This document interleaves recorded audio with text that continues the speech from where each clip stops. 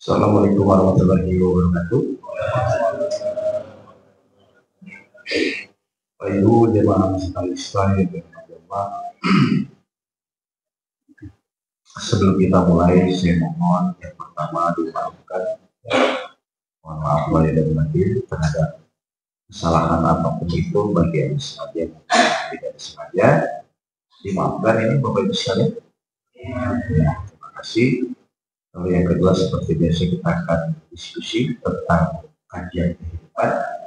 Sebelum nanti kita bisa interaktif, bertanya, dan apapun teori yang nanti kita pelajari, itu akan benar-benar Bapak Ibu bermanfaat dan merasakan kalau bisa dipraktikkan di dalam kehidupan kita sehari-hari. Baik, sebelum kita mulai, saya mohon keridhaan kita bersama membaca ta'awudz, basmalah, salawat Nabi, dan mencoba kita suratul Fatihah sama-sama. Mari kita memulai. Bismillahirrahmanirrahim. Allahumma sholli ala Muhammad wa ala ali Muhammad. Bismillahirrahmanirrahim. Alhamdulillahi rabbil alamin. Arrahmanir rahim. Maliki yaumiddin. Iyyaka na'budu wa iyyaka nasta'in. Ihdinas siratal mustaqim. Siratal ladzina an'amta 'alaihim.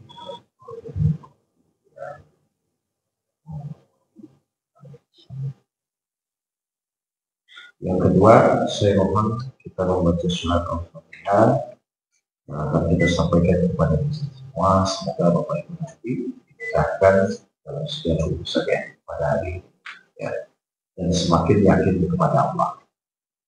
Saya berdoa dulu.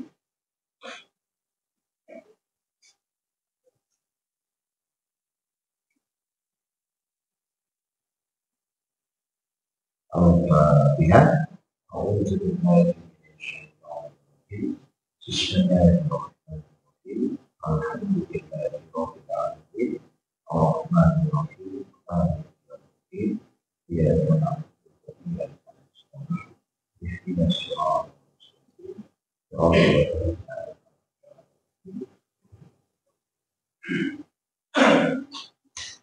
Ya alhamdulillahirabbil alamin. Wassalatu wassalamu ala sayyidina Maulana Muhammadin wa ala alihi wasallam. Baik, Bapak Ibu yang dirahmati Allah, seperti biasa, ya, kita akan berdiskusi. Bapak Ibu langsung tanya jawab saja. Nanti saya menyampaikan misalnya di tengah materi atau misalnya kurang jelas, angkat tangan segala saja. Kita akan mulai. Jadi gini Bapak Ibu sekalian, semua yang hadir di sini kalau saya tanya suka tidak suka tadi bangun subuh, ya, sampai nanti tidur lagi, benar atau tidak Bapak Ibu setiap hari menghadapi yang namanya kejadian, ya kan? Bapak Ibu bangun pasti sudah menghadapi kejadian, ya, nanti perjalanan pagi, siang, sore, malam, tidur lagi, besoknya menghadapi kejadian lagi, betul? Berarti kalau saya simpulkan, Bapak Ibu itu sudah pengalaman atau belum menghadapi kejadian? Nah, kalau pengalaman harusnya semakin hari semakin tenang atau semakin pusing? Kalau sudah pengalaman harusnya tenang karena pengalaman kan. Berarti kalau pusing, Bapak itu pengalaman atau magang? Bingung. Jadi gini Bapak Ibu, kenapa saya mulai dari situ? Ternyata kalau kita evaluasi bersama ya itu dari saya. Ketika menghadapi kejadian itu, ada yang kadang-kadang sadar keadaan atau pemahaman ilmunya. Tapi banyak orang pun yang tidak sadar, akhirnya terjebak dengan kejadian-kejadian yang setiap hari Bapak Ibu hadapi. Padahal, mohon maaf semua yang ada di sini. Yang pertama, Bapak Ibu harus sadari, oh kejadian yang menimpa diri kita, siapapun orangnya, betul atau tidak bisa melawan. Jadi ketika Allah mengizinkan suatu kejadian kepada diri kita, siapapun orangnya, apapun jabatannya, pahami, tidak pahami, benar atau tidak kita tidak bisa melawan. Misalnya mohon maaf ya, pagi-pagi tiba-tiba istri marah-marah, Bapak bisa melawan? Nah, kalau tidak bisa, Kalau tidak bisa menolak, berarti artinya Bapak Ibu harusnya Bapak pilihannya apa? Kalau tidak bisa menolak, harusnya pilihannya apa? Menerima. Berarti istri ngomel-ngomel itu jadi masalah. Soalan. Misalnya tiba-tiba, kan tadi kita Bapak Ibu studi ya, semua orang, siapapun orangnya tidak bisa menolak kejadian. Kalau tidak bisa menolak, berarti kan pilihannya tinggal dua, menerima dengan ikhlas atau tidak ikhlas kan? Kalau menerima dengan ikhlas jadi pahala, kalau tidak ikhlas berarti kan jadi dosa, betul? Berarti ketika istri Bapak ngomel pagi-pagi, kalau tidak bisa ditolak, berarti pilihan Bapak-Bapak menerima dengan ikhlas atau dengan emosi? Masa menerima dengan emosi kan? Nah, berarti kalau menerima dengan ikhlas, pelajaran pertama Bapak Ibu akan mulai paham, oh untuk apa ya kejadian ini terjadi. Nah, saya mau mengajak itu sebelum saya masuk materinya, itu Bapak Ibu. Sekarang tolong dijawab dengan jujur.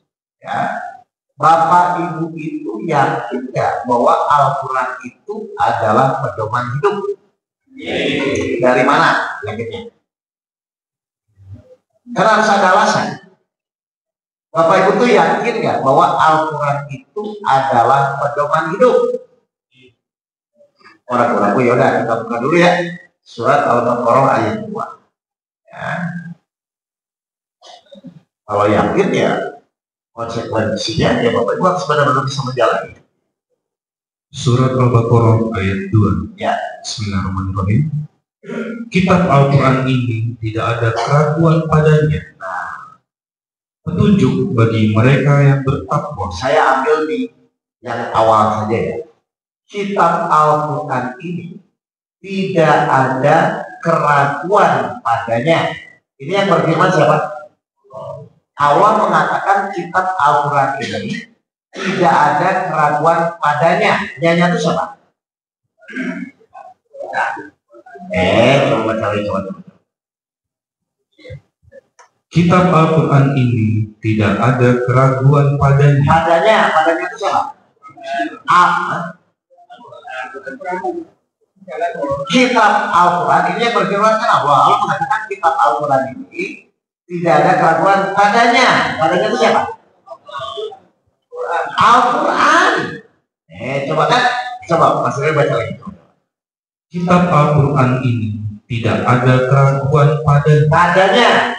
Jadi Allah membicarakan Al-Quran bahwa Al-Quran itu tidak ada keraguan sama sekali ya padanya. Nah, pada siapa? Al-Quran itu ya. Oh, Al-Quran itu nggak ada keraguan nih. Untuk siapa sih Al-Quran itu? Petunjuk bagi mereka yang bertakwa. Untuk siapa? Jadi Al-Quran itu tidak ada keraguan. Untuk siapa? Untuk menjadi petunjuk bagi mereka yang bertakwa. Nah, ini yang mau saya bahas. Berarti kalau orang bertakwa pasti memakai Al-Quran atau tidak? Pasti. Kenapa? Karena orang bertakwa tahu ini Al-Quran adalah petunjuk. Kalau pasti, berarti yakin atau khawatir? Kalau pasti. Kalau tidak pasti, berarti orang khawatir itu kenapa? Tidak pasti. Soalnya, jadi Al-Quran ini tidak ada keraguan. Allah yang berfirman, tidak ada keraguan padanya. Berarti pasti Al-Quran itu benar. Petunjuk untuk siapa? Jadi petunjuk itu pasti atau tidak pasti? Untuk siapa? Orang yang bertakwa. Berarti kalau Bapak Ibu ingin bertakwa, wajib nggak menggunakan Al-Quran? Sebagai apa? Petunjuk. Tolong dijawab sekarang. Kira-kira menurut Bapak Ibu, beda atau tidak sikap orang yang yakin sama yang tidak? Dari mana Bapak Ibu bisa pahamnya? Kelihatan yakin atau tidak dari mana? Saat menjalani ujian. Kan orang akan kelihatan Pak kalau diuji kan. Betul? Nah, Kenapa Allah memberikan ujian? Berarti saya tanya lagi, berarti kenapa Allah memberikan ujian? Bukan, menurut Al-Baqarah ayat 22 aja. Kenapa Allah memberikan ujian? Agar bertakwa. Siapa orang yang bertakwa tadi? Yang mengikuti petunjuk Al-Quran. Kenapa orang bertakwa mengikuti petunjuk Al-Quran? Karena yakin bahwa Al-Quran itu pasti benar. Berarti kesimpulannya Allah memberikan ujian itu hanya sebagai sarana melihat sikap kita di dalam menjalani ujian. Ya yakin atau tidak? Ulang.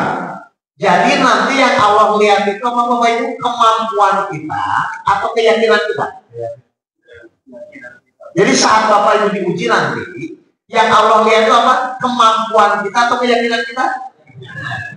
Kalau Bapak Ibu memang nanti yakin kepada Al-Quran sebagai petunjuk, berarti tinggal diikuti atau difikirkan? Sekarang Bapak Ibu ketika diuji biasanya mengikuti atau memikirkan?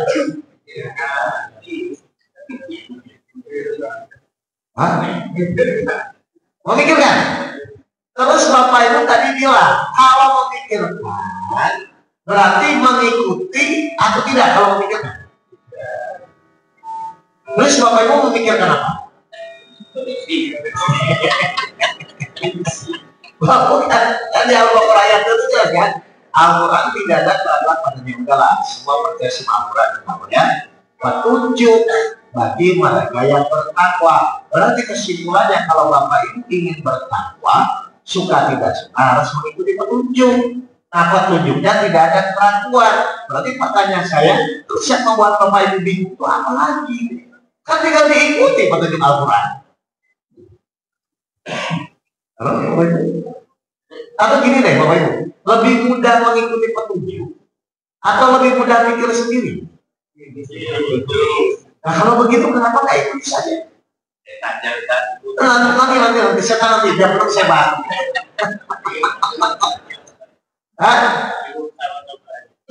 Bukan. Saya mau nanya, orang bingung itu karena mikir masalah atau fokus ikuti petunjuk? Ngapain masalah dipikirkan? Kenapa masalah? Masalah itu sudah ada petunjuknya. Saya buktikan ya. Benar nggak? Setiap ujian manusia itu harus siapkan petunjuknya. Terlepas Bapak Ibu sadar atau tidak ya? 76 ayat 2 ayat 3. Betul atau tidak? Bahwa setiap ujian yang Allah kasih itu pasti sudah ada petunjuknya. Terlepas Bapak Ibu menyadari atau tidak. Apa-apa, kita ulang-ulang dulu ini. Surat Al-Insan ayat 2 dan 3. Betul atau tidak bahwa setiap ujian itu sudah ada petunjuknya. Kan cuma karena manusia dikasih pilihan, ini sejelaskan problemnya. Manusia bebas memilih, mengikuti petunjuk boleh, mengikuti praduga prasangka pikirannya juga boleh. Itu masalahnya. Silakan. Bismillahirrahmanirrahim. Sungguh kami telah menciptakan manusia dari setetes mani yang bercampur, yang kami hendak mengujinya dengan perintah dan larangan. Baik, setiap manusia akan diuji, tapi Allah hanya ingin tahu mana yang bertakwa, mana yang tidak. Makanya di sini apa? Dengan perintah dan larangan. Berarti ujian itu hanya menguji siapa yang menjalani petunjuk, siapa yang berpikir dengan pemikiran sendiri. Nah, kita lihat ayat 3-nya. Betul atau tidak bahwa setiap ujian itu ada petunjuknya? Terus, sungguh kami telah menunjukkan kepadanya jalan yang lurus. Sudah ada petunjuknya atau belum? Kalau sudah ada petunjuknya, lebih baik diikuti atau masih berpikir? Nah, cuma karena manusia diberikan pilihan dan mungkin kebiasaan, Bapak Ibu itu kalau diuji biasanya suka mikir dulu ya. Betul ya? Mikirin apa sih Bapak Ibu? Atau gini saya mau bertanya, seberat apapun masalah Bapak Ibu, kalau Bapak Ibu mengikuti petunjuk beres ya?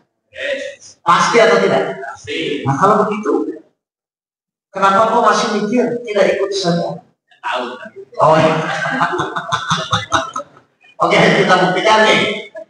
Oke ya sekarang, Ustadz saya nggak tahu petunjuknya, misalnya. Kan begitu ya? Alasannya kan tolong dijawab.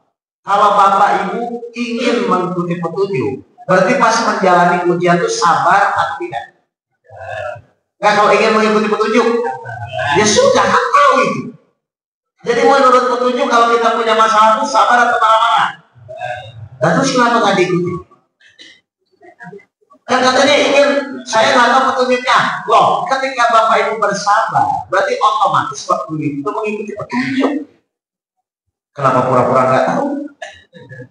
Jadi nggak perlu hafal 666 ayat. Saya tanya saja, menurut petunjuk itu Bapak Ibu kalau dapat ujian sabar kemana-mana? Ya sudah, itu tahu petunjuknya. Jadi apa yang membuat Bapak Ibu alasan lagi nggak mengikuti petunjuk? Ragu-ragu. Nah, ragu-ragu itu petunjuk atau bukan? Ya, bukan. Bukan. Tapi di sini karena apakah betul kita ditolong oleh Allah? Nah, saya ulang lagi berarti ya. Coba Al-Baqarah ayat 2. Ya. Ya, makanya lihat dulu. Karena di sini memang boleh. Balik lagi. Al-Baqarah ayat 2. Surat Al-Baqarah ayat 2. Bismillahirrahmanirrahim. Kitab Al-Quran ini tidak ada keraguan. Boleh ragu-ragu. Jadi pertanyaannya, sumber masalah yang kita hadapi selama ini, masalahnya atau keraguan-keraguannya? Berarti kalau gitu tergantung siapa? Enggak, kalau misalnya sekarang yang menjadi masalah itu ragu-ragu, berarti tergantung masalahnya, tergantung kita.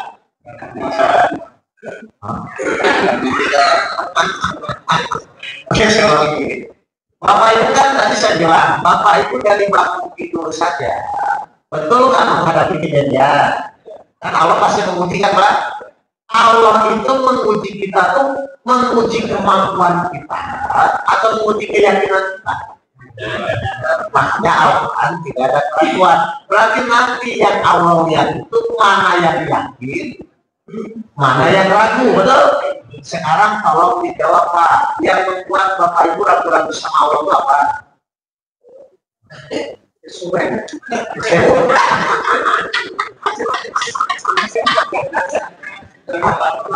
Bukan, ini saya ulang. Gini. Apa Pak? Gini Pak. Saya senang banget Bapak ini. Gini. Saya ulang dulu ya. Yang namanya orang hidup itu benar nggak setiap hari itu menghadapi kejadian itu dulu. Kalau memang orang hidup itu setiap hari menghadapi kejadian, berarti mau ragu mau yakin pun sebenarnya kan tidak ada pilihan. Karena tiap hari kita akan menghadapi kejadian. Tapi Allah bilang, udahlah, nggak usah ragu, nggak usah khawatir. Kamu ikuti petunjuk Al-Quran, gitu kan? Maka insya Allah nanti Allah akan buktikan betul atau tidak. Sebesar apapun masalah, kalau mengikuti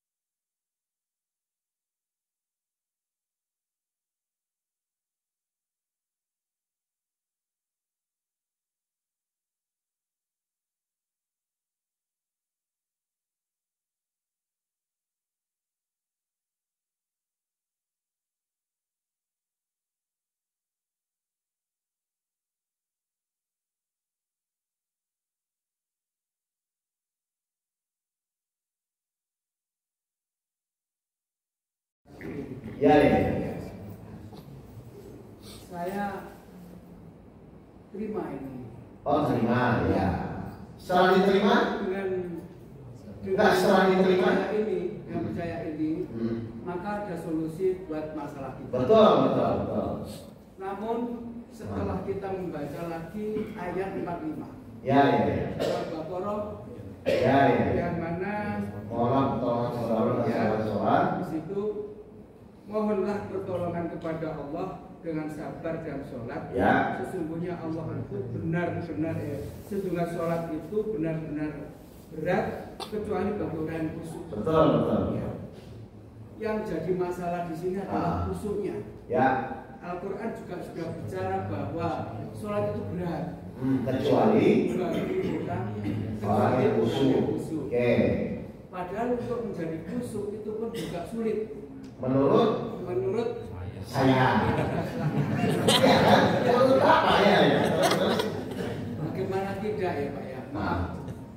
Kita sholat di rumah. Ya. Bangun malam. Ya. Mulai jam 3. Saking khusyuknya sampai terkadang lupa rokaatnya. Rokaatnya khusus sulit.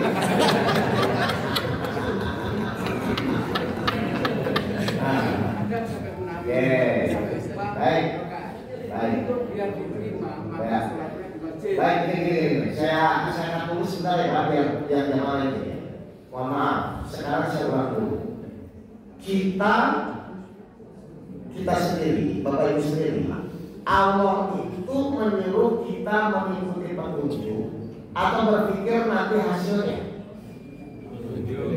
Kita tahu kan tidak ada keraguan petunjuk bagi mereka yang bertakwa. Berarti kita tuh disuruh memikirkan proses atau hasil. Jadi petunjuk itu langkah demi langkah atau langsung ke tujuan.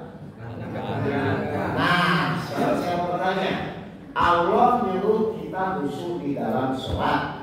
Oke ya soalnya, Allah nyuruh kita khusyuk di dalam sholat. Yang kita fokuskan itu khusyuknya atau prosesnya di dalam sholat.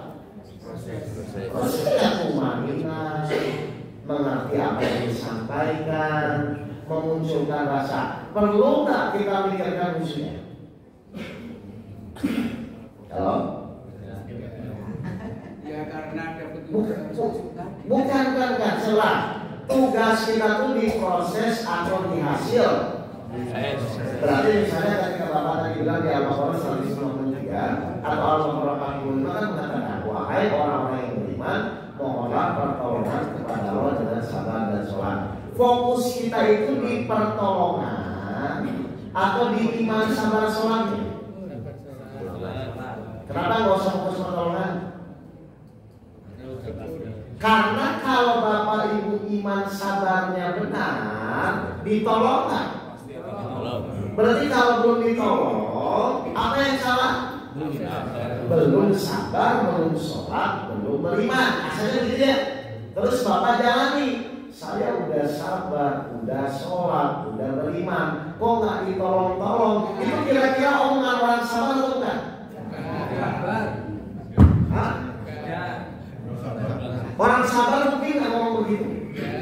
Nah sekarang ketika Bapak Ibu bilang saya udah beriman, udah sabar, udah sholat, kok nggak ditolong-tolong? Berarti itu orang sabar atau bukan? Karena orang sabar pasti nggak ngomong begitu. Kalau yang menjalani sudah 5-6 bulan belum ada wujudnya. Nah itu kira-kira orang sabar bukan? Ya.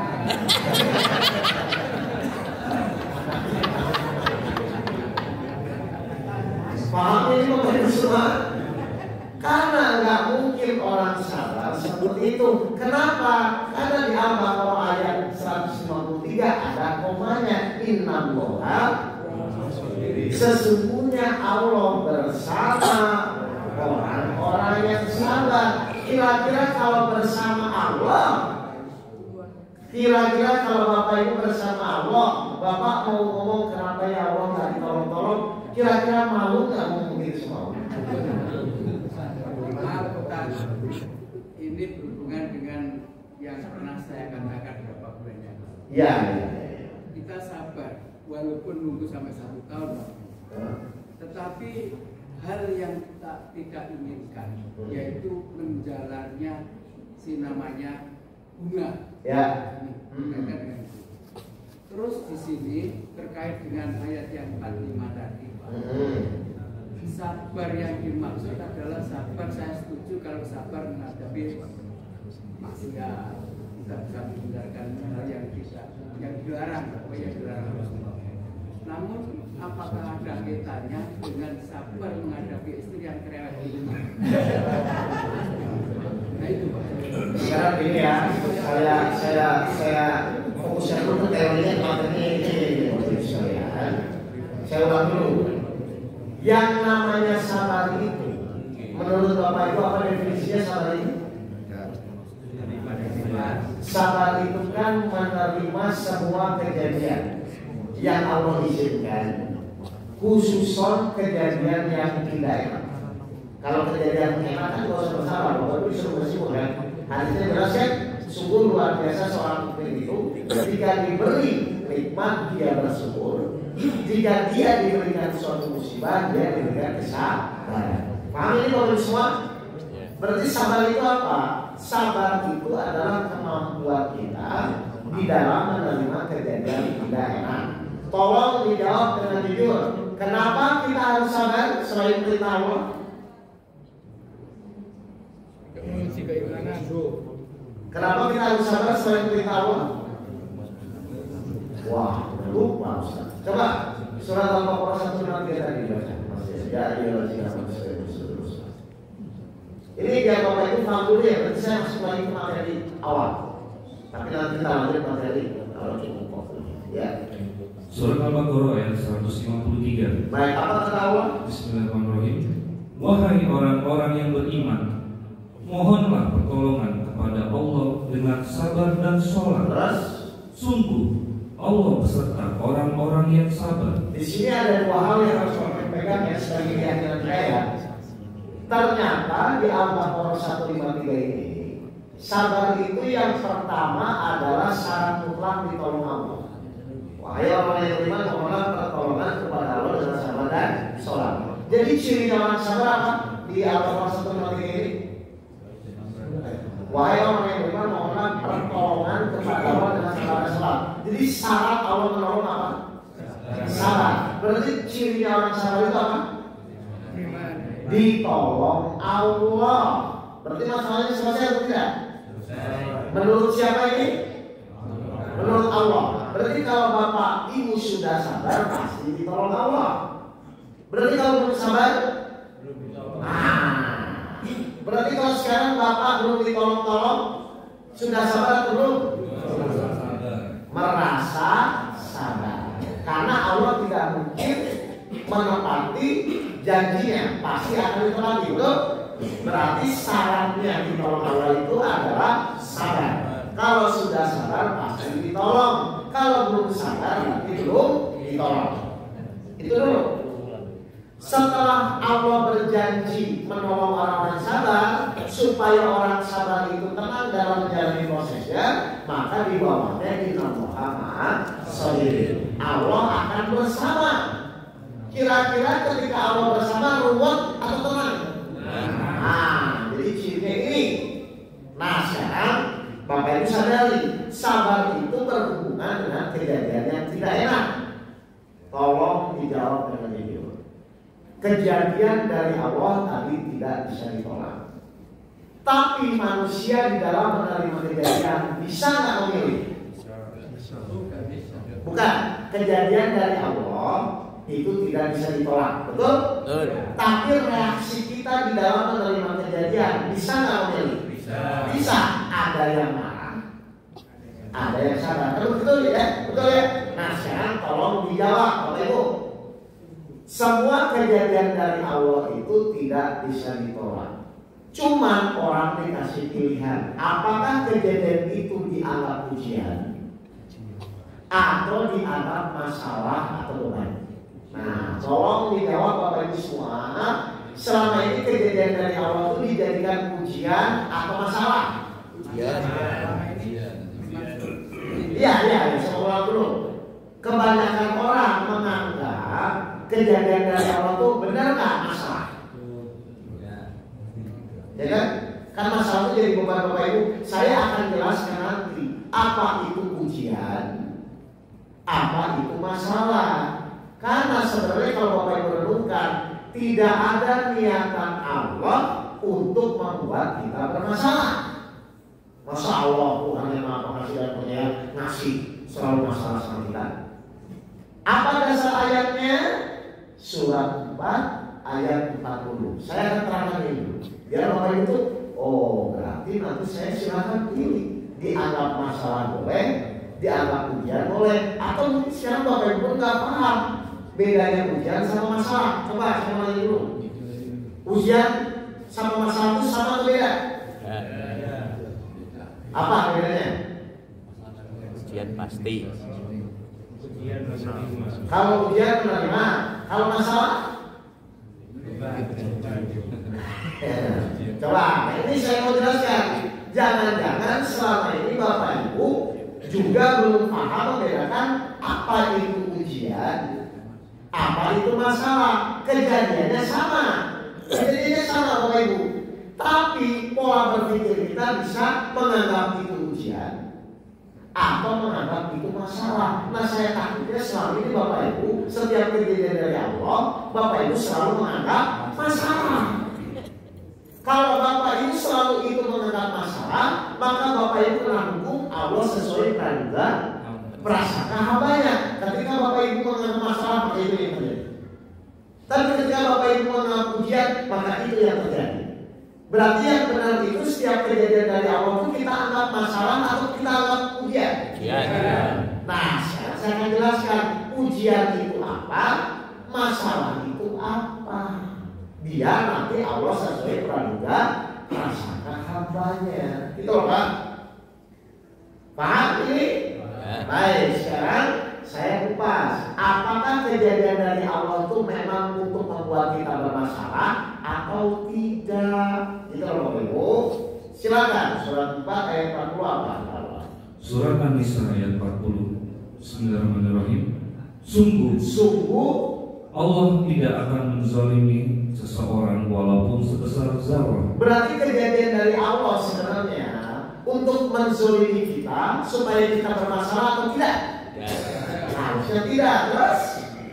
Dan jika ada kebajikan sekecil zarah, niscaya Allah akan melipat gandakannya dan memberikan pahala yang besar dari sisinya. Berarti Allah ngasih kejadian itu agar Bapak Ibu dapat pahala atau agar Bapak Ibu menderita? Pahala. Mohon maaf, selama ini Bapak Ibu kalau dikasih kejadian sama Allah biasanya dianggap pahala atau penderitaan. Makanya Allah sesuai praduga prasangka hambanya. Nah, saya akan jelaskan apa itu ujian. Kalau memang baik menganggap itu ujian, apa itu masalah. Kalau masalah pasti jadi beban. Kalau ujian pasti jadi pahala. Tolong dijawab. Ujian. Iya.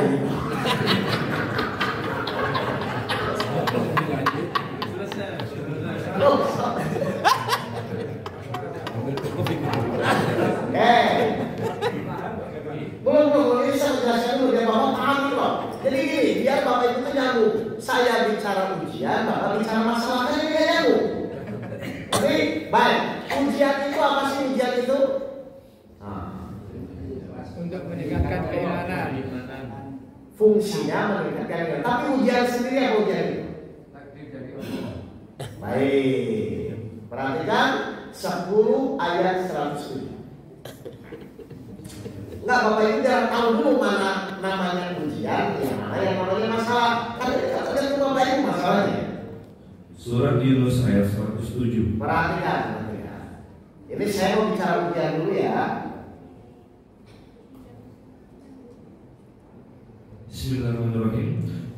Dan jika Allah menimpakan suatu bencana kepadamu, Kalau Allah memberikan suatu bencana, permasalahan, kejadian apapun kepadamu, maka tidak ada yang dapat menghilangkannya kecuali Dia. maka tidak ada yang bisa menghilangkan, menyelesaikan kecuali Allah. Berarti semua kejadian yang Allah berikan kepada kita, yang menyelesaikan siapa? Allah. Menurut ayat ini, Allah. sekali lagi masih baca ini, Bapak Ibu kurang konsentrasi itu boleh.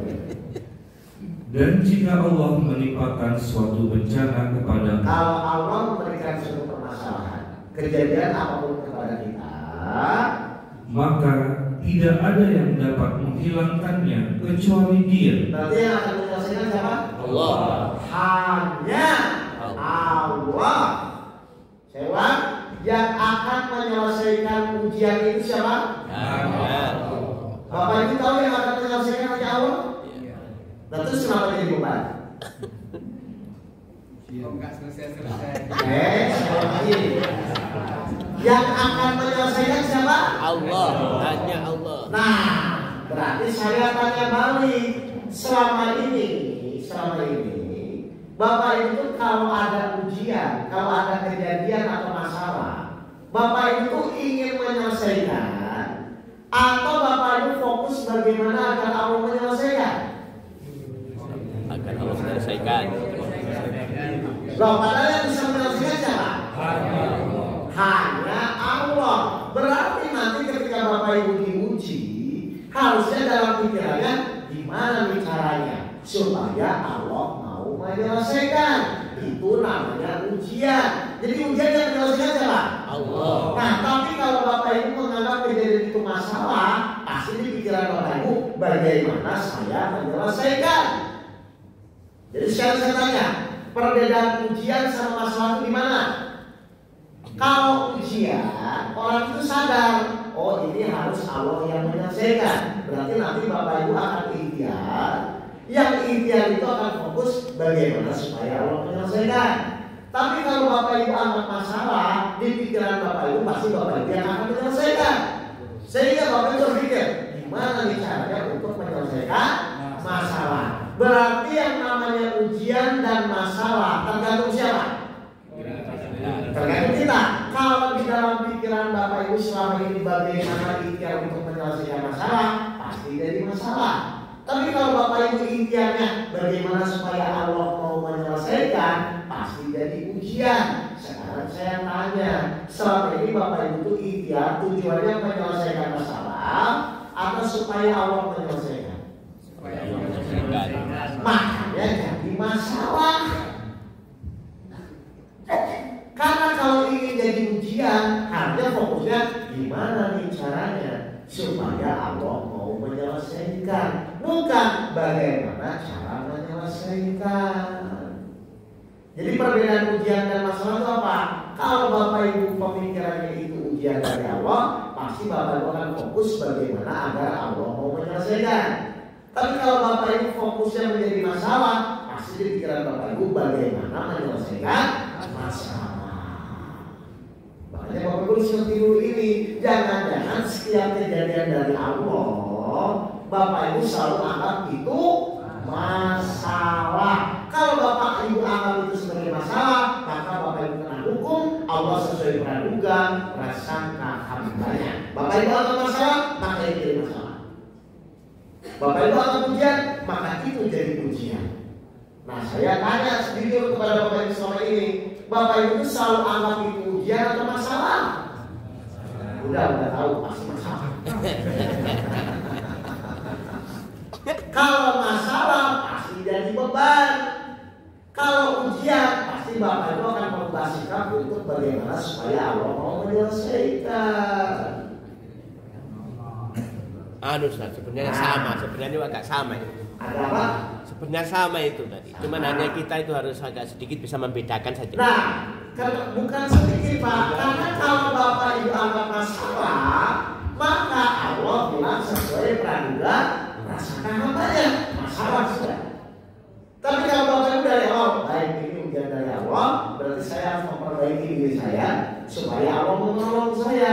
Minimal saat menjalani masalah bersyukur atau mengeluh. Kenapa Bapak Ibu ingin bersyukur? Karena Bapak Ibu tahu saya ingin diselesaikan oleh Allah, maka Bapak Ibu harusnya jaga akhlak Bapak Ibu kepada Allah. Kan beda. Sekarang saya tanya Bapak Ibu, kalau punya ujian, punya kejadian itu bersyukur atau mengeluh? Bersyukur.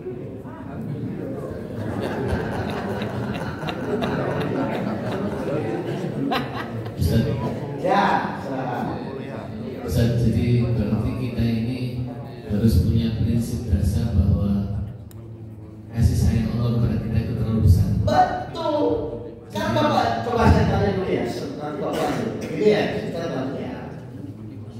Sebesar apapun masalah Bapak Ibu, ya, lebih besar nikmat Allah atau lebih besar masalahnya? Itu dulu.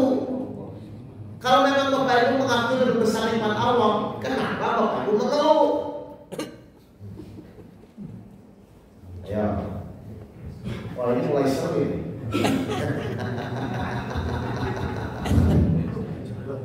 Ustaz, Ya. mohon maaf. Kejadian yang menimpa para nabi, maka Nggak usah jadi nabi, kita aja Pak. iya, apakah kita itu sama? Loh, bukan. Sekarang yang kita pakai program adalah surat Yunus, di mana Yunus itu dicoba seperti itu, diuji seperti itu. Kita cuma tidak tahu. Nah, ini juga berlaku pada manusia atau bagaimana? Itu yang saya tanyakan. Ini kan ujian ini kan surat Yunus. Nah, Iya, surat Yunus, tapi kan saya masih Yunus. maksudnya Bapak itu gitu. Maksudnya ini berlaku untuk kita. Saya tanya dulu, Al-Quran itu berlaku saat zaman Nabi atau sampai nanti kiamat? Nah, berarti kalau sampai nanti kiamat buat siapa? Bukan manusia. Buat manusia, maksud buat nanti orang. Yang jadi masalah yang berbuat itu kita. Iya. Ya. Katakanlah kita yang melaksanakan, kita yang berbuat sehingga menimpa pada diri kita sendiri. Betul. Oke, saya pernah cerita nggak kenapa saya jadi begini? Kan saya juga waktu 2008 tertimpa, Pak. Utang saya 2,5 miliar, istri saya mau cerai, saya mau di penjara. Berarti antara Bapak dan saya sama nggak punya masalah? Iya. Kok beda sama? Itu masalah. Cuman perbedaannya waktu itu kan saya berikhtiar berusaha setahun lebih menyelesaikan. Ternyata nggak selesai. Kenapa nggak selesai? Karena di pikiran saya bagaimana menyelesaikan. Saya ulang, kalau tadi yang namanya masalah sama ujian bedanya di mana? Kalau ujian itu kita sadar yang nanti akan menyelesaikan Allah. Kalau masalah kita nggak sadar, kita selalu fokus bagaimana menyelesaikan. Nah, makanya saya tanya dulu, selama ini Bapak itu pas dapat kejadian dari Allah, itu tuh dianggap ujian atau masalah? Nah itu. Nah, setahun lebih kejadian dari Allah saya anggap masalah. Akhirnya saya ketemu guru saya diajarkan, Mas Dokter bukan masalah, itu tuh ujian. Bedanya di mana Pak Guru? Ujian itu adalah fokus bagaimana agar Allah mau menyelesaikan. Bagaimana cara fokus Allah mau menyelesaikan? Caranya yaitu wahai orang yang beriman, mohonlah pertolongan kepada Allah dengan sabar dan sholat. Nah, saya akhirnya tetap ikhtiar ya, ikhtiar. Cuman waktu itu saya merubah sikap saya. Yang tadinya saya marah, saya terima jadi sabar. Yang tadinya sholat saya cepat-cepat, saya fokus tetap berusaha untuk menjadi tumaninah. Karena saya berubah sikapnya, maka Allah pun akan berubah. Bapak Ibu satu langkah, Allah 10 langkah. Bapak Ibu bersyukur, Allah akan menambah nikmat. Akhirnya saya rubah diri saya, bukan rubah masalahnya. Ketika saya merubah diri saya, akhirnya 2,5 bulan selesai masalah saya. Utang 2,5 miliar selesai, istri saya nggak jadi cerai, saya nggak jadi di penjara. Jadi yang saya ceritakan sama-sama dari mantan punya masalah. Bapak punya masalah, saya juga punya masalah. Cuman saya merubah sikap kita. Jadi berangkatnya itu dari diri kita sendiri. Loh, iya. Menganggap bahwa itu ujian. Betul. Makanya kata Allah apa? Kita itu disuruh merubah masalah atau merubah diri? Surat 8 ayat 53. Merubah diri apa? Merubah diri agar kita layak ditolong Allah. Kenapa harus ditolong Allah? Karena hanya Allah yang bisa menyelesaikan. Coba, benar ayat. Surat Al-Anfal ayat 53. Apa kata Allah? Bismillahirrahmanirrahim. Yang demikian itu karena sesungguhnya Allah tidak akan mengubah suatu nikmat yang telah diberikannya kepada suatu kaum. Nah, hingga kaum itu mengubah apa yang ada pada diri mereka hingga kaum itu merubah apa yang ada pada diri. Tolong dijawab dengan jujur. Bapak Ibu kalau dikasih ujian, dikasih kejadian dari Allah, masalah dari Allah, Bapak Ibu tuh ingin merubah masalahnya atau merubah dirinya? Merubah masalahnya. Padahal Allah yang merubah diri atau merubah masalah? Nah, terus kenapa Bapak Ibu nggak ingin petunjuk? Baru tahu Ustaz. Makanya waktu itu saya bukan merubah masalahnya Pak, saya merubah sikap saya kepada Allah. Baik ya Allah, kalau memang kau belum mau menyelesaikan masalah, saya rubah saya diri saya. Saya terima, saya lebih ikhlas begitu, dimaki-maki istri, dimaki-maki orang, jauh di atas itu saya terima. Kenapa saya melakukan begitu? Karena saya ini ditolong Allah, dan Allah kan cuma lihat sikap kita. Tadinya yang sholat cepat-cepat meskipun belum khusyuk, akhirnya tumanina, tenang, begitu loh Bapak Ibu. Makanya saya bilang, bedanya ujian dan masalah itu ternyata dari sikap diri kita. Jangan-jangan selama ini kalau Allah ngasih kejadian, Bapak Ibu selalu fokusnya bagaimana menyelesaikan, akhirnya jadi nggak sabar.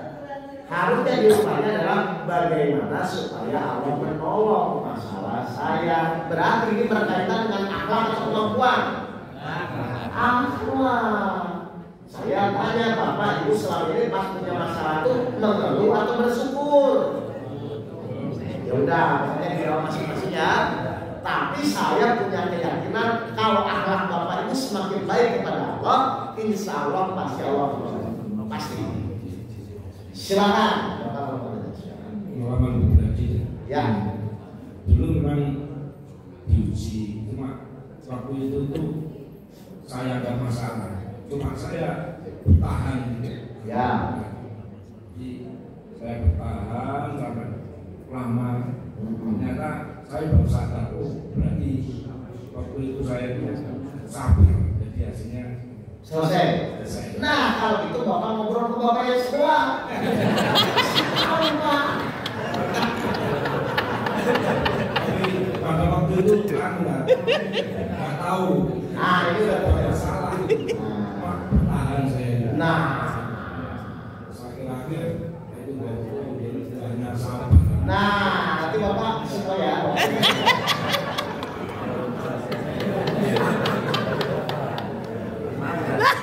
Ya, ya. Insya Allah kita semua ngerti bahwa sabar menerima tujuannya adalah masyarakat. Ya, ya. Sabar menerima bahwa semua titipan Allah ya. Betul. Tapi yang sulit kita terima kalau kita kehilangan anak. Tapi yang sering jadi masalah. Ya. Ketika bicara anak. Oh. Ada titipan. Oh, ya, ya. Maka bernyawa. Ya. Gimana dia masuk? Betul. Oke. Jadi ada gambaran sinetron dari bawah. Oh, sinetron dari bawah. Semuanya ya ibaratnya di bawah saya mati. Ya. Oke. Terus gimana ya?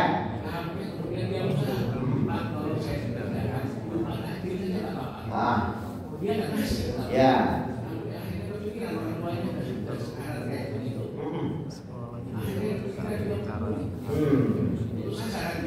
Ya, ya.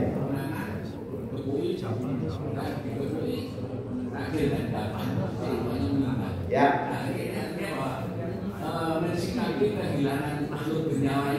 Bagus. Sekarang saya tanya dulu ya Bapak Ibu. Benar nggak ujian Allah itu bermacam-macam? Ya. Kalau disebutkan misalnya satu ujian itu biasanya ekonomi, betul? Betul. Yang kedua keluarga, yang ketiga kesehatan. Kan ujian itu kan begitu ya. Misalnya maaf, misalnya Bapak Ibu, misalnya dari zaman saya, Ustaz, kalau saya diuji ekonomi saya nggak masalah, karena saya bisa ikhlas-ikhlas saja misalnya ya. Pertanyaan saya, kalau Bapak Ibu ekonomi sudah nggak masalah, mungkin nggak Allah uji dari ekonomi? Lah ngapain diuji masih nggak bermasalah? Karena Bapak sudah tidak bermasalah dengan ujian ekonomi. Karena Allah baik, ingin Bapak itu meningkat. Nanti kalau diuji ekonomi lulus, diuji keluarga lulus, diuji kesehatan terus. Makanya Allah pasti akan uji yang membuat bapak ibu perhatian di sini. Contoh, saya jelaskan masalah ujiannya. Saya punya uang 1 miliar misalnya. Meskipun Allah bisa ya, mungkin nggak saya diuji hilang mungkin 5.000? Kenapa? Pengaruh nggak kepada saya? Nggak akan ngajak saya 1 miliar cuma 5.000. Berarti kesimpulannya apa? Allah akan menguji yang membuat perhatian bapak dan ibu. Lo ngapain uji yang uang 5.000 saya 1 miliar punya? Kalau mau, misalnya si Fulan punya 1 miliar, diuji nggak mungkin dengan hilang uang 5.000. Biar perhatian bagaimana? Uji aja sakit sebulan lagi meninggal, pusing gak ya? Jadi ujian itu Pak, Allah akan beri agar bapak ibu perhatian dengan diuji. Kalau bapak ibu udah gak bermasalah dengan ekonomi, kan diuji dari ekonomi. Kira-kira ini bapak ini sayangnya, oh dia begitu sayang kepada istrinya, pasti diuji dari istrinya. Dia begitu sayang dari anaknya, pasti diuji dari anaknya. Jadi ujian itu pasti Allah kasih yang membuat bapak ibu perhatian. Kenapa? Supaya mau dikerjakan. Paham ya Pak? Jadi bapak jangan kaget kalau bapak sudah biasa di ekonomi, nggak mungkin Allah uji dari situ. Ini kira-kira perhatiannya kemana? Oh pekerjaannya, pasti diuji dari pekerjaan. Oh misalnya dia kemana ke istrinya, pasti diuji dari istrinya. Seperti siapa? Seperti Nabi Ibrahim yang sayang kepada Ismail. Wah ini bahaya nih kalau rasa sayangnya lebih melebihi rasa sayang kepada Allah. Akhirnya sembelih Ismail. Coba saya mau bertanya, kalau itu perintahnya kepada Bapak, kira-kira di pikiran Bapak apa? Ya Allah saya itu kurang soleh apa lagi? Kenapa saya harus menyembelih anak saya? Saya ulang ya. Jadi rumus ujian itu harus membuat perhatian yang diuji. Bapak perhatiannya dengan apa? Masalah utang kan pasti diuji dari sini. Bapak perhatiannya apa? Masalah anak pasti diuji dari anak. Oh kalau gitu saya cuek aja karena perhatiannya kan juga. Mengerti apa ini? Mari kita buka. Benar nggak ayatnya menyatakan itu? Bahwa manusia itu akan diuji dengan manusia yang lain. Memang benar begitu sunatullah 25 ayat 20. Jadi bapak harus ngerti dulu. Oh, kenapa sih nggak diri dari ekonomi yang bapak udah lulus dari situ? Apa itu uji lagi? Coba 25. Surat Al-Furqan ayat 20. Ya. Bismillahirrahmanirrahim. Dan kami tidak mengutus rasul-rasul sebelummu Muhammad, melainkan mereka pasti memakan makanan dan berjalan di pasar-pasar. Terus? Dan kami jadikan sebagian kamu sebagai cobaan bagi sebagian yang lain. Siapa yang berfirman? Allah. Apa kata Allah? Uji dari yang lain. Dan kami jadikan sebagian kamu, misalnya sebagian yang belakang, menjadi cobaan sebagian yang depan. Berarti wajar nggak suami diuji dari istri? Kenapa? Sudah dijelaskan. Nanti suami akan diuji dari istri, istri akan diuji dari suami. Jadi wajar nggak suami diuji istri? Nah kalau wajar harusnya biasa saja atau emosi? Berarti kalau emosi itu wajar atau tidak wajar? Nah sekarang saya tanya, bapak itu selama ini wajar atau tidak?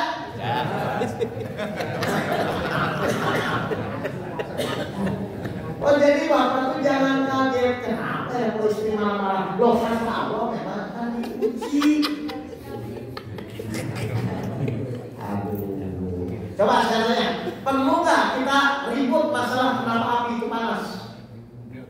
Kenapa? Karena itu sudah hukum sunatullah. Api itu pasti panas. Bapak mau berdoa seperti apapun tetap panas.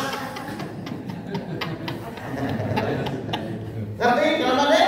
Hukum sunatullah. Perlu nggak kita pusing? Kenapa ya matahari terbit dari timur ke barat? Coba doa ke selatan ke utara.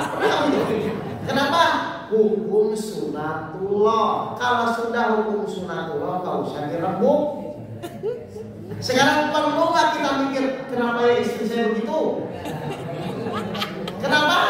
Nggak usah. Karena hukum sunatullah, suami itu akan diuji dari istri, istri akan diuji dari suami. Apa yang dirembuk lagi?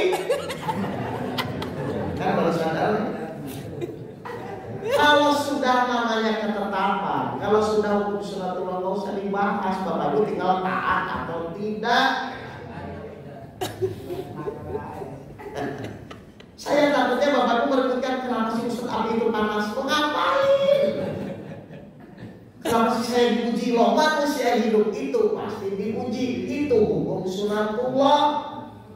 Kami akan menciptakan manusia dari semuanya yang bercampur dan kami hendak mengujinya. Sebenarnya semua orang pasti akan diuji. Ngapain lagi ngomongin ujian?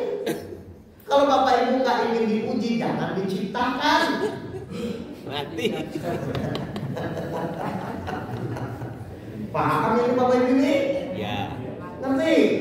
Jadi saya tanya, wajar nggak orang punya masalah? Wajar. Kenapa? Hukum sunatullah. Hukum sunatullahnya yang ditolong orang yang sabar atau yang nggak sabar? Lah ini nggak sabar yang ditolong loh Bapak Ibu, nanti melanggar hukum sunatullah.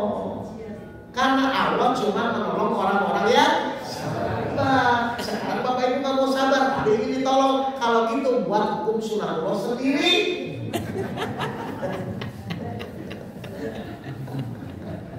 Ya, saya cuma ingin menyadarkan Bapak Ibu, kalau sudah menjadi kehendak Allah, tolong nggak usah dibahas. Bapak Ibu tinggal taat atau tidak. Nah, ujian benar nggak apa-apa, memang namanya laki-laki bahasa kali.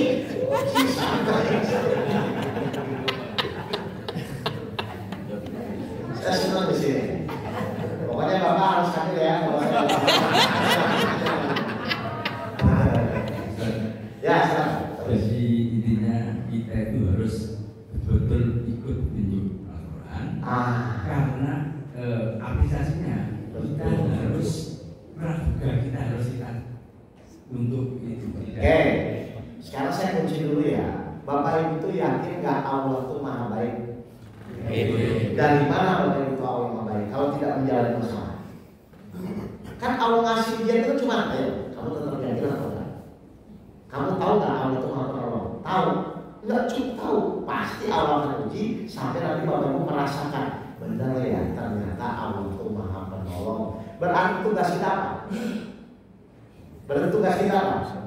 Membuktikan janji-janji Allah di dalam Al-Quran dengan cara apa?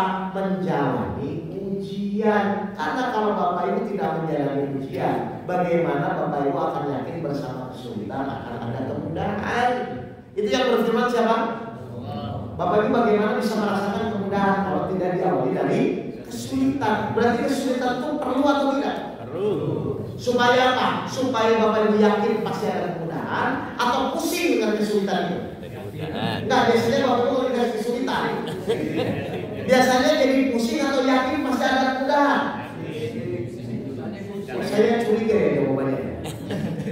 Bapak Ibu kalau dikasih kesulitan biasanya pusing atau yakin pasti akan ada kemudahan? Pusing dulu Ustaz. Dan terus Allah bilang itu buat apa? Baru tahu. Berarti Bapak dikasih kesulitan itu biar pusing atau biar yakin? Berarti biar yakin, kenapa jadi pusing? Kenapa?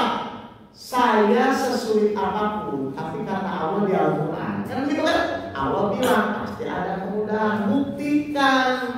Bagi siapa? Bagi orang-orang yang yakin. Maka Allah berjanji kepada orang yang beriman apa? 10 ayat 9. Itu bukan pusing sama masalahnya. Ini Allah beri keyakinan saya aja. Surah 10 ayat 9. Apa kata Allah? Ini sampai jam berapa nih? Jam 8. Saya mau ke Pak Yusuf. Iya, enggak apa-apa tambah.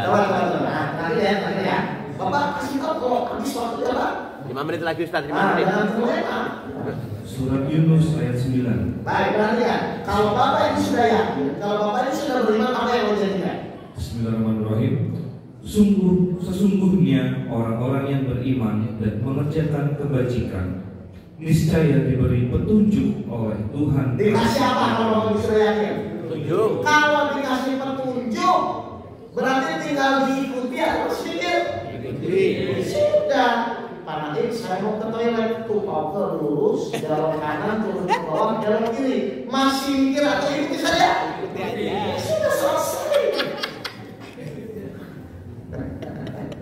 Jadi masalah selesai itu karena kemampuan kita atau karena Allah memberikan petunjuk? Allah kasih petunjuk buat orang yang apa? Yakin, beriman.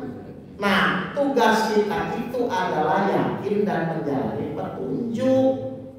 Sekarang saya tanya, kalau Bapak Ibu punya masalah terus nggak ngikutin petunjuk, kira-kira beres atau bingung?